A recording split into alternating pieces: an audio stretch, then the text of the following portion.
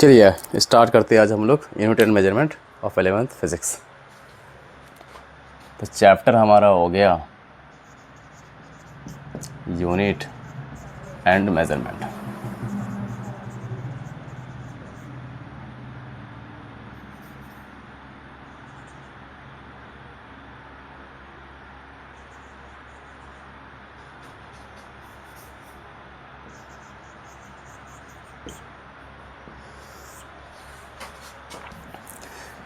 Physical quantity से start करते हैं।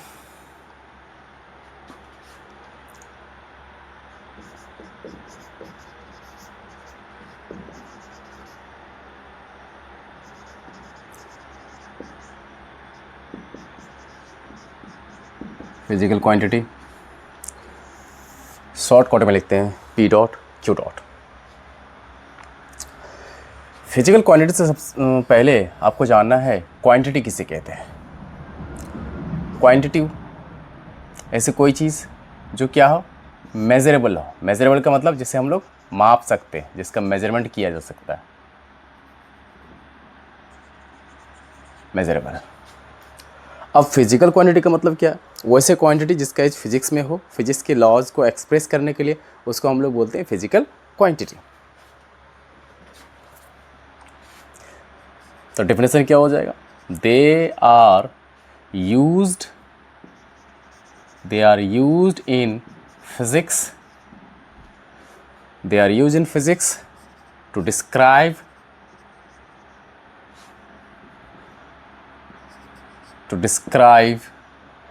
the laws of physics. That's it. ये आपकी होगी फिजिकल क्वांटिटी का डेफिनेशन। ऐसे क्वांटिटी जिसका फिजिक्स में हो, फिजिक्स के लॉज को एक्सप्रेस करने के लिए उसको हम लोग बोलते हैं फिजिकल क्वांटिटी। तो अब हम ये देखें किस तरह से लॉ को एक्सप्रेस करेगा। तो इसके लिए हमारे पास फोर्स का एक्सप्रेशन है। Force equal to mass into acceleration होता है बेटा। अब इसे देखते ही हमें ये पता चल रहा है ये किसको एक्सप्रेस कर रहा है, फिजिक्स के किस लॉ को एक्सप्रेस कर रहा है बेटा। तो न्यूटन के सेकंड लॉ को एक्सप्रेस कर रहा है, Newton second law of motion को एक्सप्रेस कर रहा है। तो यहाँ पे आप देख लीजिए एक्सेलरेशन, मास और फोर्स, ये तीनों क्या हो गए? फिजिकल क्वांटिटी हो गए, क्योंकि ये फिजिक्स के लॉ को एक्सप्रेस कर रहा है। अब हम ये जानना चाहते हैं कि भाई कितने एग्जांपल्स क्या क्या होंगे। भाई एग्जांपल्स के लिए आप लिख लीजिए डिस्टेंस होता है, डिस्प्लेसमेंट होता है, स्पीड, एक्सेलरेशन, फोर्स तो ऊपर लिख ही दिए, एनर्जी,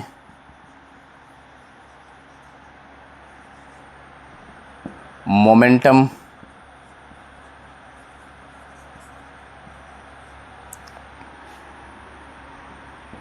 इम्पल्स। कितना लिखेंगे? बोर्ड भर जाएगा बेटा, आप जैसे पढ़ते रहेंगे सीखते रहेंगे। अब फिजिकल क्वांटिटी को बेटा बेसिकली डिनोट करते हैं अपन आइदर कैपिटल की और फ्रॉम स्मॉल क्यू। आप कैपिटल क्यू से भी कर सकते हैं, स्मॉल क्यू से भी कर सकते हैं। और इसकी जो फार्मूला होती है वो कैपिटल क्यू स्मॉल क्यू बराबर होती है एन यू। और ये क्या होती है बेटा? कांस्टेंट होती है। क्या होती है? कांस्टेंट होती है। एन क्या है? Numerical value. यू क्या है? यूनिट। ये किसके लिए?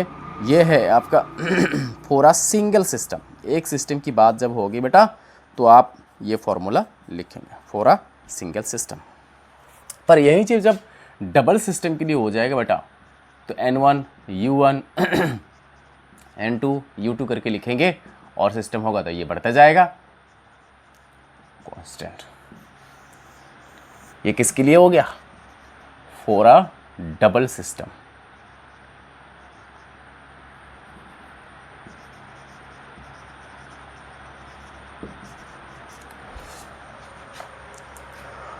जैसे कि आपने देखा कि जो Q है वो इक्वल N इंटू यू है और वो क्या है? कांस्टेंट है। यानी हम ये देख रहे हैं NU क्या है? कांस्टेंट है। और इस NU को बोलते क्या है? इस NU का नाम है बेटा मैग्नीट्यूड। ये क्या है? बेसिकली ये मैग्नीट्यूड है। यानी न्यूमेरिकल वैल्यू एंड यूनिट के प्रोडक्ट को अपन क्या बोलते हैं बेटा, मैग्नीट्यूड बोलते हैं। तो बेसिकली ये क्या है, नथिंग बट यूनिट। ये क्या है, न्यूमेरिकल वैल्यू है।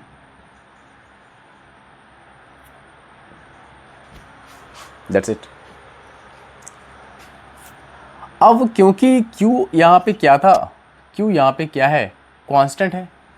कांस्टेंट है तो ये दोनों आपस में क्या होगा, इन्वर्सली प्रोपोर्शनल होगा। तो ये आपस में क्या है, इन्वर्सली प्रोपोर्शनल।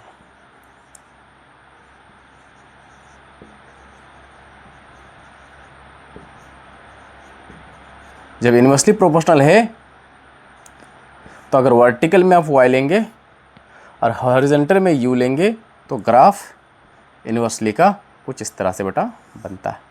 और इस ग्राफ को आप याद कर लीजिए, जब भी दो इन्वर्सली क्वांटिटी के बीच में ग्राफ देखना होगा बेटा तो ये ऐसा ही बनेगा। आप इसको रिवर्स भी कर सकते हैं, आप u को वर्टिकल में ले लीजिए, n को हॉरिजॉन्टल में ले लीजिए, तब भी ग्राफ यही रहने वाला है। इसका मतलब है कि अगर n को डिक्रीज कर रहे हैं तो u इंक्रीज हो रहा है, अगर u को डिक्रीज कर रहे हैं तो n क्या हो रहा है, इंक्रीज हो रहा है। अब बेटा यहाँ पे हमें पढ़ना है क्लासिफिकेशन ऑफ फिजिकल क्वांटिटी, और वो भी हमें किसके बेसिस पर पढ़ना है, डिपेंडेंसी के बेसिस पर पढ़ना है, क्योंकि हमारे सिलेबस जो NCERT है उसके अंदर डिपेंडेंसी के बेसिस पर दिया हुआ है। तो classification of PQ,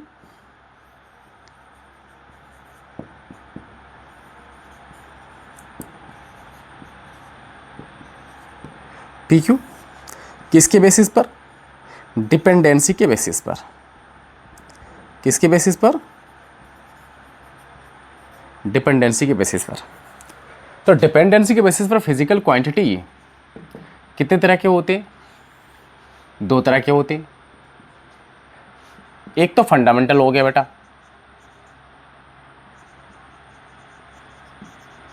fundamental PQ, shortcut में इसको बोलते हैं बेटा FPQ, मतलब फंडामेंटल फिजिकल क्वांटिटी।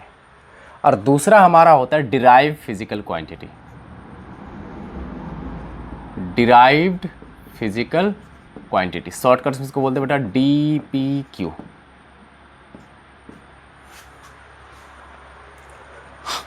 और नाम है इसकी, इसकी भी और नाम है, इसकी भी और नाम है।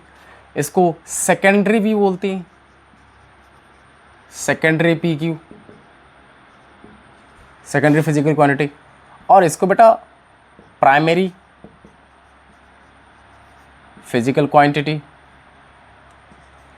या बेस फिजिकल क्वांटिटी या बेसिक फिजिकल क्वांटिटी बोलते हैं। मैंने एक साथ लिख दिया बेटा फिजिकल क्वांटिटी, 3 बार लिखने से अच्छा है कि एक ही बार लिख दूं, इसलिए मैंने लिख दिया। अब फंडामेंटल फिजिकल क्वांटिटी किसे कहते हैं,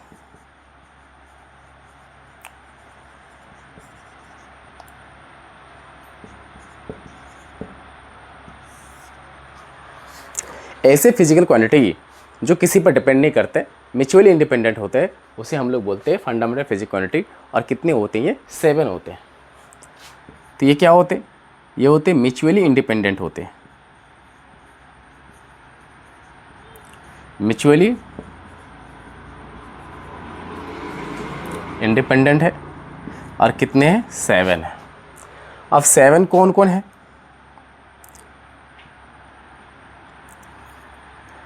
तो लेंथ लिख लीजिए पहला में, दूसरा मास, तीसरा टाइम, चौथा टेम्परेचर, पांचवा इलेक्ट्रिक करंट। इलेक्ट्रिक करंट को बेटा मैं शॉर्टकट में ई करंट लिख रहा हूँ।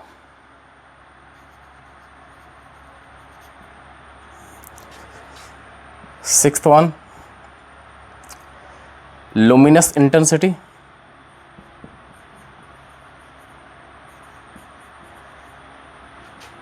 luminous intensity,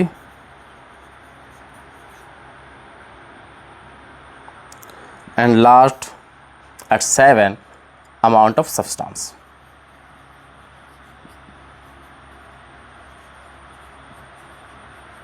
amount of substance. तो ये 7 हमारे क्या होते हैं, फंडामेंटल फिजिकल क्वांटिटी होते हैं। तो इसके बाद मुझे पढ़ाना चाहिए डिराइव फिजिकल क्वांटिटी, बट मैं वो नहीं पढ़ाऊंगा। इसके बीच में एक आती है बेटा सप्लीमेंट्री फिजिकल क्वांटिटी, हम उसे पढ़ाएंगे। तो आप पहले इतने नोट कर लीजिए, उसके बाद फिर हम आगे बढ़ते हैं। उम्मीद कर रहा हूँ कि आप नोट कर लिए होंगे, क्योंकि कंट्रोल तो आपके पास है। पॉज कर लीजिए, लिख लीजिए या आगे बढ़िए, क्योंकि टेंशन नहीं लेना है। मैं इसकी टाइप नोट आपको दूंगा अपने टेलीग्राम चैनल पर, मैं डिस्क्रिप्शन में उस चैनल को मेंशन कर दूंगा, आप वहाँ से जाके इसको डाउनलोड कर लीजिएगा इसके टाइप नोट को।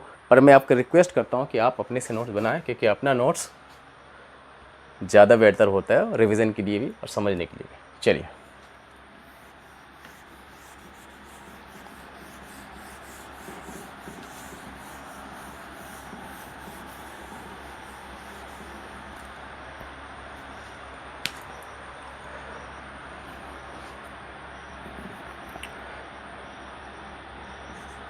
Supplementary physical quantity.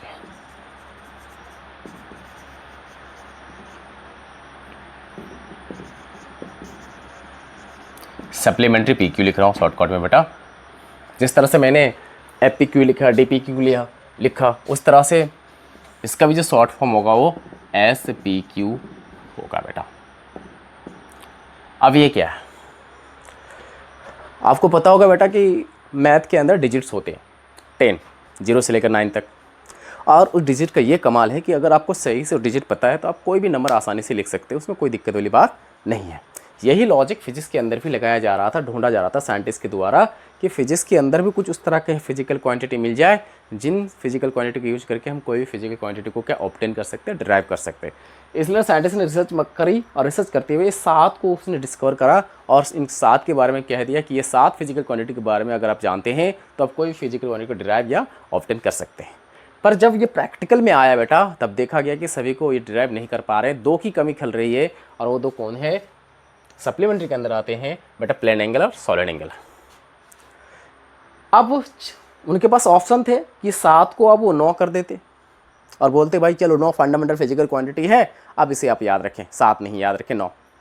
तो उन्होंने ऐसा नहीं किया, उन्होंने अलग से इसका नाम दे दिया सप्लीमेंट्री फिजिकल क्वांटिटी। अब वर्ड आ गया सप्लीमेंट्री।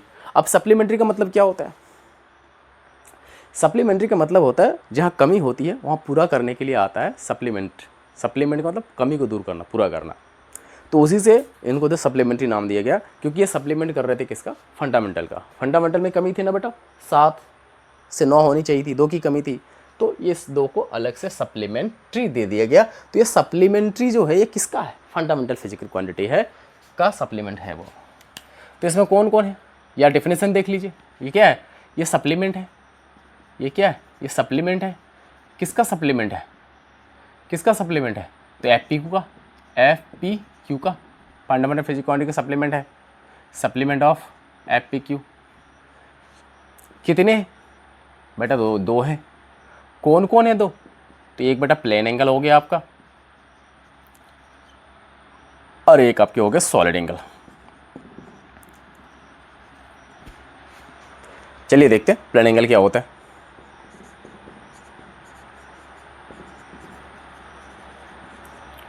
प्लेन एंगल को आप थीटा से डिनोट कर सकते हैं, डी थीटा से डिनोट कर सकते हैं। एनसीईआरटी में डी थीटा दिया हुआ बेटा। इसको क्या लिखते हैं, इसको लिखते हैं थीटा, पढ़ा जाता है थीटा। आप इसे याद रख लीजिए। चलिए, अब प्लेन एंगल है क्या, उसके लिए आप इसको समझिए पहले। अगर हमारे पास एक अर्क है जिसकी लेंथ में कुछ ही मान सकता हूँ, एल मान सकता हूँ, एक्स मान सकता हूँ, पर एनसीईआरटी में इसको डीएस माना है, तो मैं भी इसको डीएस मान रहा हूँ। और इसकी सेंटर हमारा ये है ओ। अब सेंटर से अर्क को आप इस तरह से ज्वाइन कर दीजिए, ये क्या बन गया, रेडियस बन गया बेटा, उसको मैंने आर लिख दिया। यहाँ पे जो एंगल बना इस अर्क के द्वारा सेंटर पर जो एंगल सब्सटेंड हो रहा है उस एंगल को ही बोलते हैं बेटा डी थीटा, यानी प्लेन एंगल। अब अपने 9th स्टैंडर्ड में मोशन चैप्टर में, फर्स्ट चैप्टर में पढ़े होंगे बेटा, इसको हम लोग वहाँ पे बोलते थे क्या, एंगुलर डिस्प्लेसमेंट। चलिए ये हमारे अर्क लेंथ है, ये क्या है, ये अर्क है और अर्क की लेंथ को क्या बोलते हैं, अर्क लेंथ। तो ds क्या है, ds बेसिकली आपकी अर्क लेंथ है।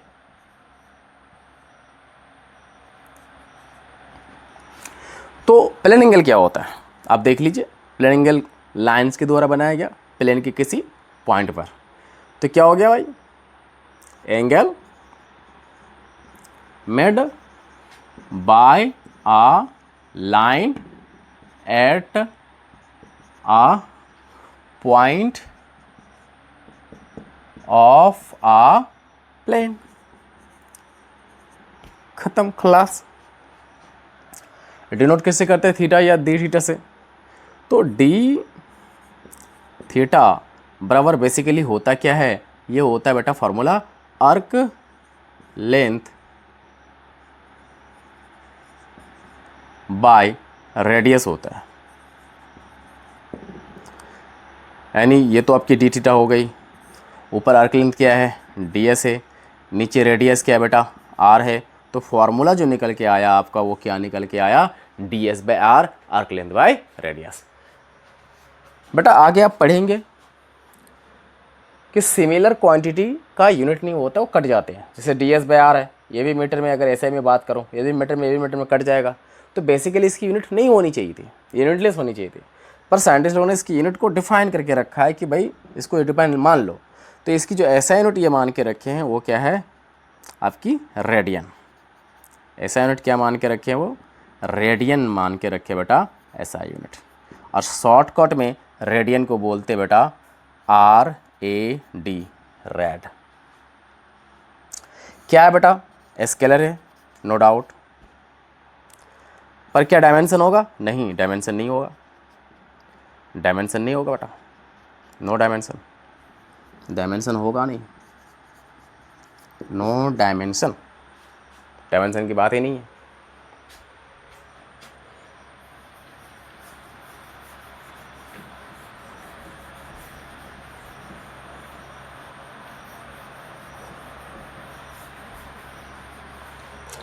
चलिए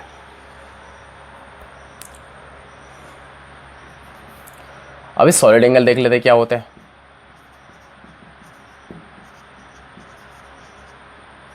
इसको बेटा चाहे आप ओमेगा से या चाहे आप डी ओमेगा से रिप्रेजेंट कर सकते हैं।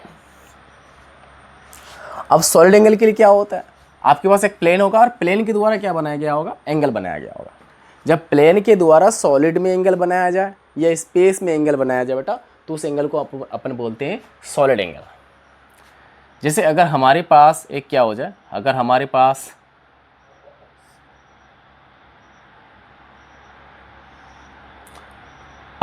पास इस तरह से एक प्लेन हो जाए,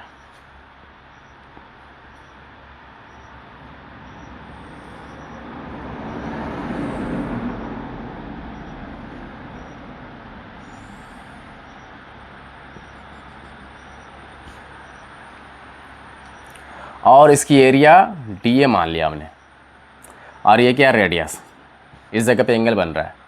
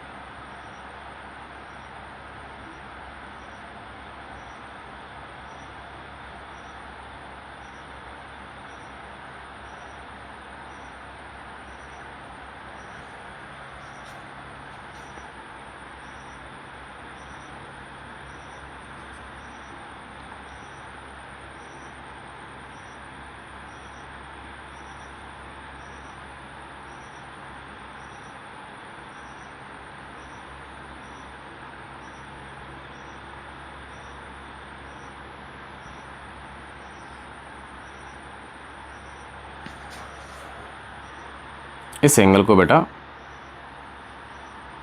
थोड़ा सा मुझे टाइम दें,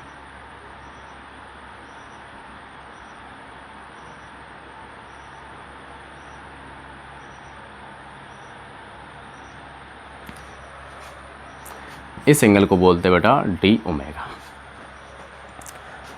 चलिए, तो यहाँ पे क्या हो गया, एक प्लेन के द्वारा एंगल बनाया गया सॉलिड में या स्पेस में, तो उसको हम लोग बोलते हैं सॉलिड एंगल या स्पेस एंगल। इसका दूसरा नाम क्या है बेटा, इसका दूसरा नाम है स्पेस एंगल। आप इसको स्पेस एंगल भी बोल सकते हैं।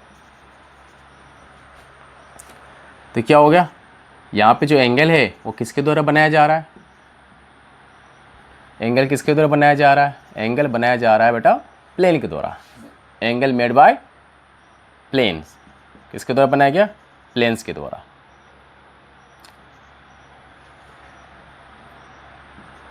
इन अ सॉलिड और स्पेस।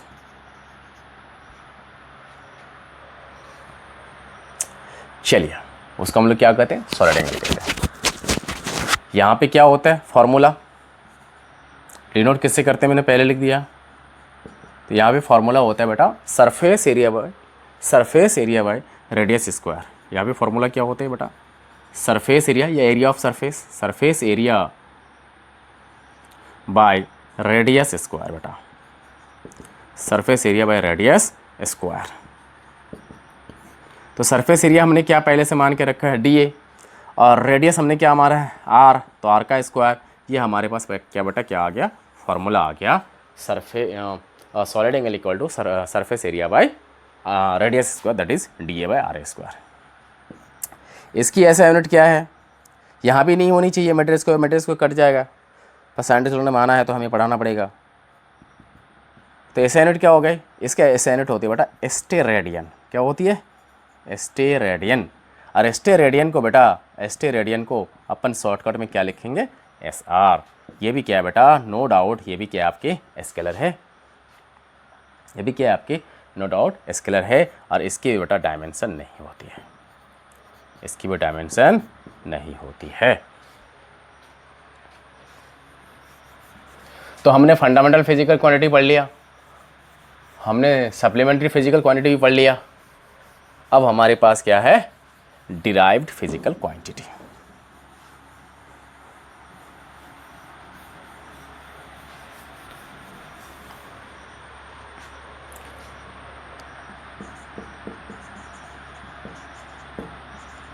डिराइव्ड फिजिकल क्वांटिटी, और शॉर्टकट में यह हमारा क्या था, DPQ।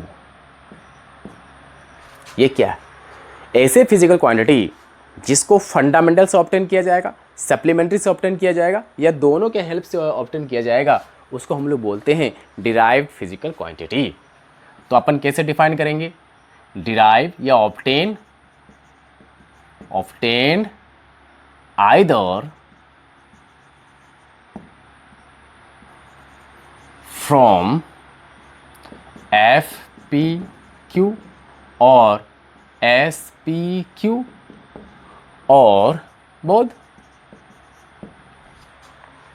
और कितने नंबर है, इन्फिनाइट। देखो फंडामेंटल 7 था, सप्लीमेंट्री 2, और ये क्या है, इन्फिनाइट। नहीं बेटा फिक्स नहीं है, नहीं पता कितना होगा, इन्फिनाइट।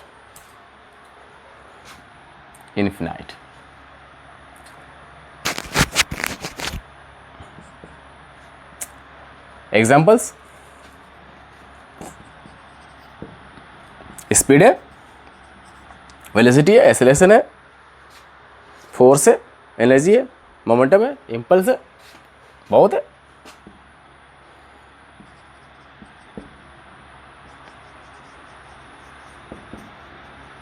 कितना लिखूं, कैसे, तो देख लीजिए आप, स्पीड को लिख लीजिए।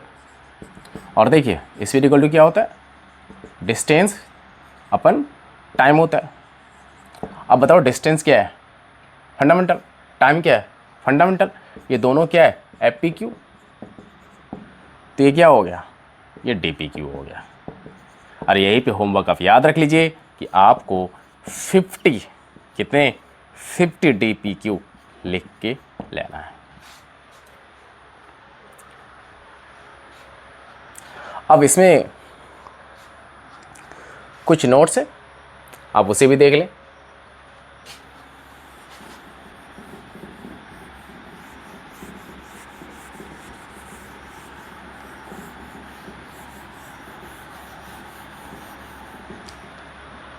और एक्स्ट्रा चीज़ें आपको क्या याद रखनी है,